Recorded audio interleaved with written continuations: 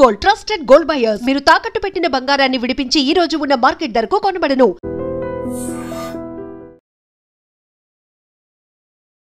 నమస్తే, welcome to I dream social spotlight with Kavitha. Kerala నర్స్కి యెమెన్లో ఉరిశిక్ష పడుతుందా? కొద్ది గంటలు మాత్రమే మిగిలింది. భారతదేశ ప్రభుత్వం మాత్రం సుప్రీంకోర్టుకి చెప్పింది ఇప్పుడు మనం చేసేది ఏదీ లేదు అని. కొద్ది గంటల్లో ఏం జరగబోతోంది? 16న నిమిషా ప్రియకి ఉరిశిక్ష జరుగుతుందా? యాక్చువల్గా ఎవరు ఎక్కడ ఫెయిల్ అయ్యారు? మనం చేయాల్సినంతగా లాబీయింగ్ చేయలేకపోయామా? మనతో పాటుగా ఉన్నారు సోషల్ యాక్టివిస్ట్ కృష్ణకుమారి గారు. అమ్మ నమస్తే. నమస్తే. సో నిమిషా ప్రియా గురించి ఇప్పుడు దేశమంతా మాట్లాడుకుంటోంది. యెమెన్లో తనకు ఉరిశిక్ష పడుతుందా అనుకుంటే అది కాస్త పోస్ట్పోన్ అవుతూ వచ్చింది. ఇప్పుడు షీఈస్ కౌంటింగ్ నిమిషాలు గంటలు ఇలా లెక్క పెట్టుకుంటూ ఉంటుంది. బట్ మనం మాత్రం ఒక చేతులు ఎత్తేసినట్టుగా కనిపిస్తోంది. సుప్రీంకోర్టుకి మాత్రం భారతదేశ ప్రభుత్వం చెప్పేసింది we can't do much now అనేది. ఎక్కడ ఏం మిస్ అయింది? ఇది కొంచెం బాధాకరమైన విషయమే. ఎందుకంటే ఆమెమి అతని దగ్గర ఉన్న డబ్బులు దొంగతనం చేయడానికో లేకపోతే అతన్ని ఏదో మోసం చేసో అతన్ని చంపడానికి ప్రయత్నం చేయలే, చంపాలని అనుకోలే అసలు. దీనికి బ్యాక్గ్రౌండ్లోకి వెళ్తే మనము ఆమె ఒక నర్సుగా అక్కడికి వెళ్ళింది.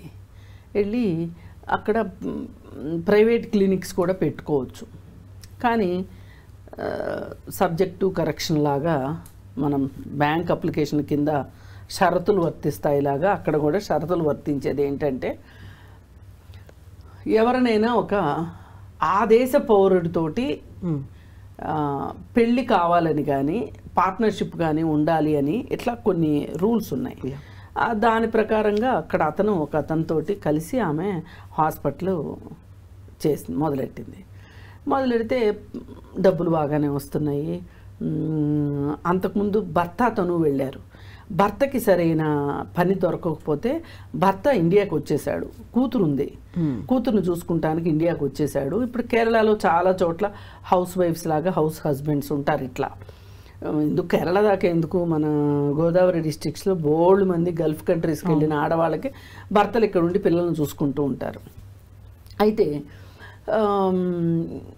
ఇతను ఏం చేశాడు అంటే ఒక దుర్బుద్ధి వచ్చేసింది ఇతనికి. యెమెన్లో అతనికి ఈమెని లైంగికంగా వేధించడం మొదలెట్టాడు. ఈమె ఎవరికి చెప్పుకోలేదు కదా. ఇప్పుడు ఈమె ఎవరికైనా చెప్పుకుందనుకోండి, అంటే పోలీసుకి కానీ ఎవరికన్నా, అసలు ఈమె ఎవరు, ఈమె ఇక్కడ ఏం చేస్తుంది, ఇక్కడ ఈమె క్లినిక్ ఎలా పెట్టగలిగింది, ఇవన్నీ బయటకు వస్తాయి. వీళ్ళు మరి కొంత బ్యాక్ డోర్ వర్క్ చేశారు కదా, అవి బయటకు వస్తాయి అని చెప్పి పళ్ళ బిగువున వెయిట్ చేస్తూ ఉంది. ఈ లోపు ఇంకొక స్నేహితురాలు ఈమె కలిసి ఏమనుకున్నారంటే ఇంకా నేను ఈ నరకం భరించలేను, అతను పైగా తను లైంగికంగా వేధించేదే కాకుండా తన స్నేహితులను కూడా గడపమని ఆ అమ్మాయిని బాగా వేధించటము, పైగా ఆ అమ్మాయి పాస్పోర్ట్ తీసి దాసేసుకోవడము ఇదంతా చేశాడు. చేస్తే మరి ఇప్పుడు ఈ పాస్పోర్ట్ తీసి దాసేస్తే కూడా పెద్ద కేసు మామూలుగా అయితే అది కూడా చెప్పుకోలేని పరిస్థితి. లైంగిక వేధింపులు చెప్పుకోలేకపోయింది, పాస్పోర్ట్ దాసేస్తే చెప్పుకోలేకపోయింది. మరి ఇప్పుడు అక్కడ అంత కష్టపడి హాస్పిటల్ ఎస్టాబ్లిష్ చేసి అదంతా వదిలేయాల్సిన పరిస్థితి. ఇన్ని కష్టాలు అమ్మాయి నెత్తి మీద ఉండగా ఆ అమ్మాయి ఇంకొక ఆమెతో షేర్ చేసుకుంటే ఆమె ఏం చెప్పిందంటే, నువ్వు నర్సువే కదా, అతనికి ఒక మత్తు ఇంజెక్షన్ ఇవ్వు, అతను మత్తులో ఉన్నప్పుడు అతని ఇంట్లో ఉన్న నీ పాస్పోర్టు తీసేసుకుని ఆ పాస్పోర్ట్ గబగబా ఎయిర్పోర్ట్కి వెళ్ళిపోయి ఆ ఎయిర్పోర్ట్లో టికెట్ కొనేసేసుకుని ఇండియాకి వెళ్ళిపో అని చెప్పి సలహా చెప్పింది. సరే, ఈ అమ్మాయి కూడా ఎప్పటి నుంచో ఆ నరకంలోంచి బయటికి రావాలనుకుంటుంది. అలాగే ఎగ్జిక్యూట్ చేసింది, ఇంజెక్షన్ ఇచ్చింది, పాస్పోర్ట్ ఎతికింది, పాస్పోర్ట్ దొరికింది. అది తీసుకున్న తర్వాత మళ్ళీ అతను ఏమయ్యాడు అని చెప్పి వెనక్కి వచ్చినప్పుడు ఒక 2 కథనాలు ఇక్కడ డిఫరెంట్గా వినిపిస్తున్నాయి. ఒకటి ఏంటి అంటే అతను కొంచెం స్పృహలోకి వచ్చేసరికి ఈమె అతన్ని ఏదో పదునైన ఆయుధంతో చంపేసింది అనేది ఒక వెర్షను ఇంతకుముందు వచ్చింది. ఇప్పుడు ఆ వెర్షన్ రావట్లేదు, అతను మత్తు ఎక్కువైపోయి చనిపోయాడు, ఓవర్ డోస్ అయ్యి చనిపోయాడు. అయితే మరి ఇప్పుడు ఈమె ఎయిర్పోర్ట్కి వెళ్ళి ఉండొచ్చు కదా, పథకం అయితే అదే కదా, వాళ్ళ ప్లాన్ అయితే అదే కదా. మరి ఎక్కడ ఏది బెడ్స్ కొట్టిందో కానీ ఆమె అరెస్ట్ చేశారు, ఆమె జైల్లో పెట్టారు. అయితే ఒక 5 నెలల క్రితం ఏమో ఇది మొత్తం బయటకు వచ్చింది.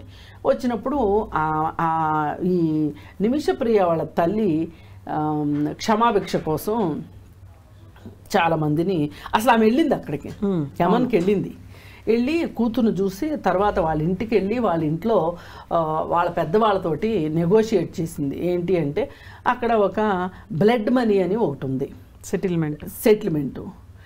ఇన్ని కోట్లు ఇస్తే, అంటే హ్యూమన్ లైఫ్ వాల్యూ ఉంటుంది చూసారా మన దగ్గర, ఈ మనిషి బతికుంటే ఇన్ని కోట్లు సంపాదించేవాళ్ళు, నష్టపరిహారం లాగా వాళ్ళు 6,86,00,000 ఏమో 8 కోట్ల ఏదో చెప్పారు. చెప్తే ఆమె దగ్గర అసలు అన్ని డబ్బులే ఉంటే ఆ అమ్మాయి ఏమని ఎందుకు వెళ్ళేది? సరే ఇక వచ్చి ఇది ఫేస్బుక్లో ఈ స్టోరీ అంతా వచ్చినప్పుడు క్రౌడ్ ఫండింగ్ కూడా స్టార్ట్ అయింది. ఎంత అయింది అనేది తెలియదు. ఓ పక్కన న్యాయ పోరాటం కూడా చేస్తూ ఉంది, ప్రభుత్వం మీద ఒత్తిడి తీసుకొస్తూ ఉంటే ప్రభుత్వం కూడా, ప్రభుత్వాలకు 100 పనులు ఉంటాయి, అందులో ఈ చిన్న ఇది ఒక చిన్న క్రిమికీటకం లాంటి వ్యవహారం, ఇది ఒక రకంగా వాళ్ళు పట్టించుకోలేదు. అలా కాకుండా దీన్ని అంతర్జాతీయ న్యాయస్థానంలోనో ఎక్కడో కేసు వేసి, మరి ఖచ్చితంగా అంతర్జాతీయ న్యాయస్థానం అంటే హేగ్లో ఉంటుంది, దానిలో వేయొచ్చు కేసు. ఏంటంటే ఇక్కడ ముడిపడిన విషయం ఏంటి అంటే ఆ అమ్మాయి పాస్పోర్ట్ని అతను తీసేసుకోవటం, ఆ అమ్మాయిని ఇబ్బందులకు గురి చేయటం, దానికి సంబంధించి ఏదో ఒకటి పోలీసులు తలుచుకుంటే సాక్ష్యాధారాలు దొరకకుండా ఉండవు. అలాంటప్పుడు ఆ అమ్మాయి ఒక ఆత్మరక్షణార్థమే ఈ పని చేసింది అనే ఒక విషయంలో, పైగా కూతురు కూడా ఉంది కాబట్టి ఏదైనా చేసి ఉండవలసింది. ఇప్పుడు ఆ తల్లికి తెలిసింది ఏంటి అంటే, కేరళలో తల్లికి ఆమెతో తెగ చదువుకుని ఉండదు కదా, ఆమెకున్న వ్యవహారం ప్రకారం ఏమన్నా దాకా వెళ్ళి అక్కడికి వెళ్ళి వాళ్ళని కలిసి వాళ్ళతో ఏదో మాట్లాడి ఏదో ఒప్పించుకుందామని చూసింది, అవ్వలేదు. ఇట్లాంటప్పుడు ఏంటంటే బెటర్ బార్గెనింగ్ చేయగలిగేది ప్రభుత్వాలే, వ్యక్తులుగా ఏమీ చేయలేరు. ఒక ప్రభుత్వం ఇంకో ప్రభుత్వం మీద ఒత్తిడి పెడితే పని జరుగుతుంది, అవకాశం ఉంది. కానీ మరి ఎందుకు ఈ ప్రభుత్వం పట్టించుకోలేదు అంటే, ఈ మధ్యకాలంలో మన భారతదేశం కూడా ఒక రకంగా కొన్ని ఒడిదుడుకుల్లో ఉంది.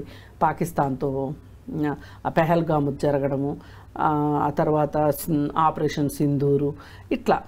కానీ మన మోడీ గారు దేశాలు తిరగడం అయితే ఏం మానలేదు, ఏమని కూడా వెళ్ళొచ్చినట్టున్నారు ఆ మధ్య ఎప్పుడు. మరి మనం చాలా పక్క దేశాలతో స్నేహ సంబంధాలు కొనసాగిస్తున్నాము అన్నప్పుడు ఆ స్నేహం, అక్కడికి రాని స్నేహం దేనికి చేసి ఉండాల్సింది. ఇప్పుడు అమ్మాయి ఏది ఏమైనా వేరే దేశానికి వెళ్ళడం ఒక సాహసం అయితే, వెళ్ళిన తర్వాత అక్కడ లొసుకుల్ని అర్థం చేసుకొని అక్కడ ఏదో డబ్బు సంపాదించుకుని త్వరగా సెటిల్ అయిపోయి భారతదేశం వచ్చేయాలి అన్న అమ్మాయి కాంక్ష ఈ విధంగా ఆ అమ్మాయి ప్రాణం మీదకే తీసుకొచ్చింది. ఇప్పుడు వాళ్ళ ఉరిశిక్ష పడింది అంటే, పైగా కాంపెన్సేషన్స్ కూడా ఏమి రావు ఆ అమ్మాయికి, ఆ కుటుంబానికి. ఇంకా ఆమెని వదిలేసుకోవడమే వాళ్ళు. ఆ డెడ్ బాడీని కూడా తెచ్చుకోగలిగిన డబ్బులుంటేనే డెడ్ బాడీ అని ఇండియాకి వస్తుంది. అలాంటి దుర్భరమైన పరిస్థితి. ఈ పరిస్థితుల్లో ఒకటే, ప్రభుత్వం కూడా ఏం చెప్పింది, మనం చేయగలిగినంత చేశాము, మనం చేయగలిగింది ఏమీ ఇంకా లేదు, 16వ తారీఖున ఉరి ఖాయము అన్నట్లు. ఇక ఈ లోపల ఏదైనా గుర్రం ఎగరవచ్చు అన్నట్లు, ఏదైనా జరిగితే, ఒక మిరకెల్ జరిగితే, అద్భుతం జరిగితే తప్పితే ఆ అమ్మాయి నిమిషప్రియ బయటికి రావటం అనేది కళ్ళ. ఏదైనా ప్రభుత్వం తలుచుకుంటే చేయగలిగిన పని ఇది, చేయలేని పని అయితే అని నేను అనుకోను. అదే ఇప్పుడు ఇట్లాంటప్పుడు మనకు గుర్తొస్తూ ఉంటుంది భారతదేశం 2 భారతాలు అని, ఉత్తర భారతదేశం, దక్షిణ భారతదేశం అని. పైగా అక్కడ ఉన్న ప్రభుత్వం కూడా కమ్యూనిస్ట్ ప్రభుత్వం. చాలా ఈక్వేషన్స్ పనిచేస్తాయండి, మనం అనుకుంటాం. ఇవన్నీ ఉంటాయంటారా నిజంగా? ఇప్పుడు కమ్యూనిస్ట్ ప్రభుత్వం కదా అది, లేకుంటే అది సౌత్లో ఉంది కదా అని. ఖచ్చితంగా ఉంటుందండి. వాళ్ళు అసలు మనల్ని ఎంత సౌత్ని ఎంత ఇదిగా చూస్తారు, వాళ్ళు వాసన వస్తుంటారు, వాళ్ళు నల్లగా ఉంటారు, ఇట్లా రకరకాల కామెంట్స్ ఇంతకుముందు చేయలా, అట్లాగే చేస్తారు. ఇప్పుడు ట్యాక్స్లు కూడా చూడండి, మన దగ్గర నుంచి ఎక్కువ తీసుకెళ్తున్నారు, మనకేమో జనాభా తక్కువ ఉన్నారని చెప్పి తక్కువ ఇస్తున్నారు రిటర్న్స్. ఇదివరకు ఇలా ఉండేది కాదు కదా. ఇప్పుడు ఈ రాజకీయాలు ఇవన్నీ కాకుండా మీరు చెప్పినట్టుగా మానవతా దృక్పథం అనేది ఉండాలి అనుకున్నప్పుడు యాక్చువల్గా యెమెన్లో కూడా సివిల్ వార్ అనేది జరుగుతుంది. ఇష్యూ జరిగింది 2000 టైంలో, ఇప్పుడు 2020లోనా జరిగింది, 2020లో ఇన్సిడెంట్ జరిగింది. అప్పటి నుంచి ఇది ప్రొలాంగ్ అవుతూ వస్తోంది. అక్కడ ఉన్నటువంటి పరిస్థితులు కూడా బాగాలేవు, అక్కడ నుంచి రీచ్ అవుట్ అవ్వలేకపోయారు, అయ్యేసరికి చాలా టైం పట్టింది. ఇప్పుడు కూడా మన దగ్గర చాలా బోల్డ్ అంత అయిన తర్వాత ఇప్పుడు ఫైనల్గా సుప్రీంకోర్టు దగ్గరికి వచ్చింది. ఏం జరుగుతుందా అనుకున్నప్పుడు మేమేం చేసే పరిస్థితుల్లో లేము, చేయలేము అనే ఒక కండిషన్. అంటే ఇది మన దేశంలో అంతర్గతంగా జరిగే వ్యవహారం అయితే సుప్రీంకోర్టు దాకా వెళ్ళిన అర్థం ఉందండి. ఇక్కడ మనం ఫైల్ చేయవలసింది అంతర్జాతీయ న్యాయస్థానంలో. ఇది 2 దేశాల మధ్య సమస్య కదా ఇది. మన దేశంలోనే ఒక రాష్ట్రానికి ఒక రాష్ట్రంలో ఇప్పుడు అంతర్రాష్ట్ర ఖైదీల్ని మార్చుకుంటూ ఉంటారు.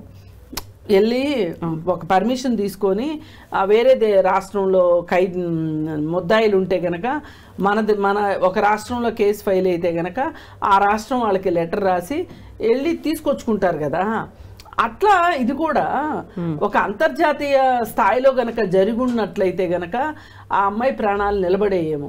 నాకు ఇప్పటికే ఏమనిపిస్తుందంటే ఆమె ఏదో చాలా పెద్ద ఘోరాతి ఘోరము నీచాతి నీచమైన పని చేసిందని నేను అనుకోవట్లేదు. ఆ శిక్షకైతే అమ్మాయి అర్హురాలు కాదు. మరి పాస్పోర్ట్ లాగేసుకున్న తర్వాత ఒక రకంగా అమ్మాయిని బంధించేసినట్టే కదా. ఇప్పుడు జైల్లో ఉంది, అప్పుడు అతనికి బందీగా ఉంది, అంతే కదా డిఫరెన్సు. మరి అతను చేసింది ఏం తప్పు కాదు కదా. పాకిస్తాన్కో ఇంకో దేశానికో వెళ్ళినప్పుడు జాలర్లుగానో ఇంకా యుద్ధ ఖైదీలుగానో వెళ్ళారు అనుకున్నప్పుడు ఆ టైంలో కూడా లాబింగ్ చేస్తారు. మాట్లాడాల్సింది అంబాసిడర్లో వాళ్ళ ఎంబసీల్లోనో మాట్లాడిన తర్వాత వాళ్ళని తీసుకొచ్చినటువంటి సంఘటనలు ఉన్నాయి. వెరీ రీసెంట్గా సరబ్జీత్ కూడా అలాగే అయింది. కాబట్టి అవును, సో అది ఎందుకు ఉపయోగించలేకపోయారు? అదే నేను అంటున్నా. అది చేయగలిగింది చేయలేదు, చేయవచ్చు. ఆ అమ్మాయి ఇప్పుడు అక్కడ ఏదైనా స్మగ్లింగ్ చేసింది అనుకోండి, అక్కడ ఏదన్నా మనుషుల్ని వ్యక్తుల్ని చంపేసింది అనుకోండి, ఇది కూడా ఏంటంటే తనని రక్షించుకోవడానికి చేసిందే తప్పితే అతన్ని చంపాలి అని అయితే కాదు కదా. అందుకని ప్రభుత్వం కొంచెం ముందు ఆలోచించి ఉండాల్సింది. ఆలోచించుంటే ఇప్పుడు మనం ఆలోచిస్తే ఉపాయాలు తట్టవండి. అది ఒకవేళ ఇదే క్రౌడ్ ఫండింగ్ దానికి ఒప్పుకున్నారు అనుకుంటే, ఆ ఫ్యామిలీ ఒప్పుకుంది, ఎవరైతే చనిపోయారో వాళ్ళ ఫ్యామిలీ ఒప్పుకుంది 8,60,00,000 రావాలి అనుకుంటే ప్రభుత్వమో లేకుంటే ఇక్కడ నుంచి అయినా క్రౌడ్ ఫండింగ్ చేయొచ్చు. ఆ రాష్ట్ర ప్రభుత్వం కొంత భరించి, కేంద్ర ప్రభుత్వం కొంత భరించి తీసుకొచ్చుకునే పని ఆ అమ్మాయిని.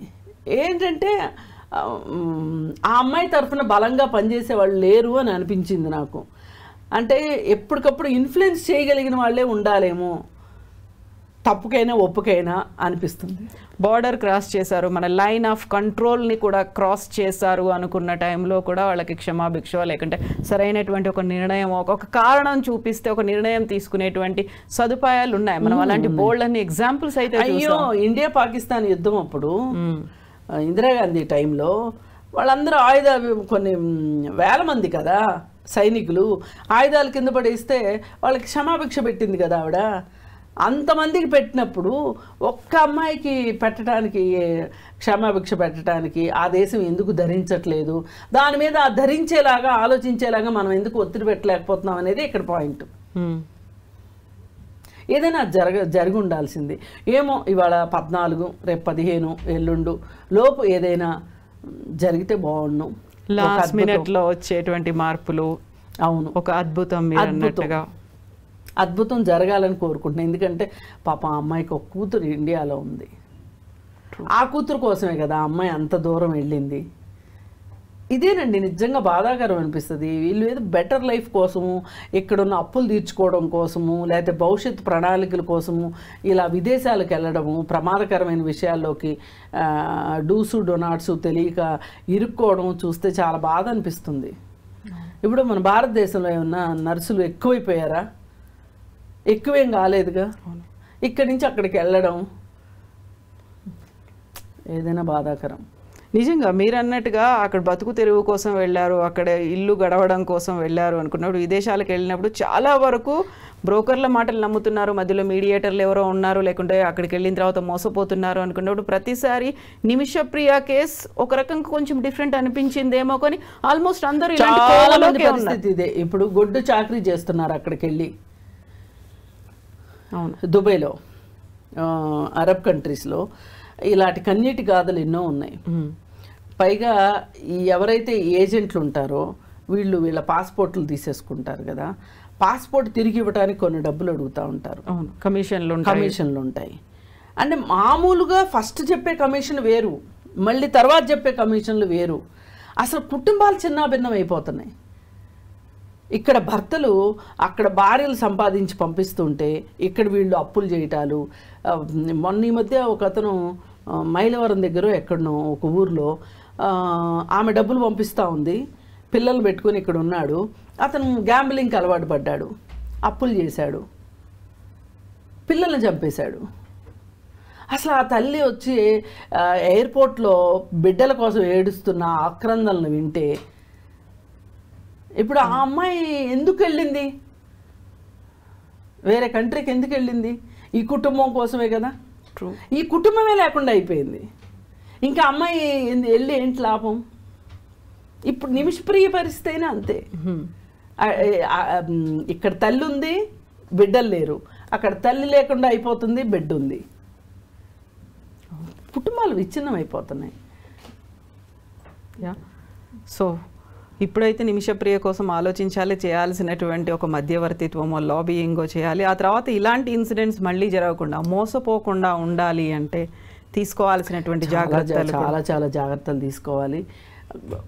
ప్రభుత్వ ఏజెన్సీలు ఉంటాయి, వాటిల్లో నిబంధనలు కఠినతరంగా ఉంటాయి, వాటిని మనం ఇష్టపడం.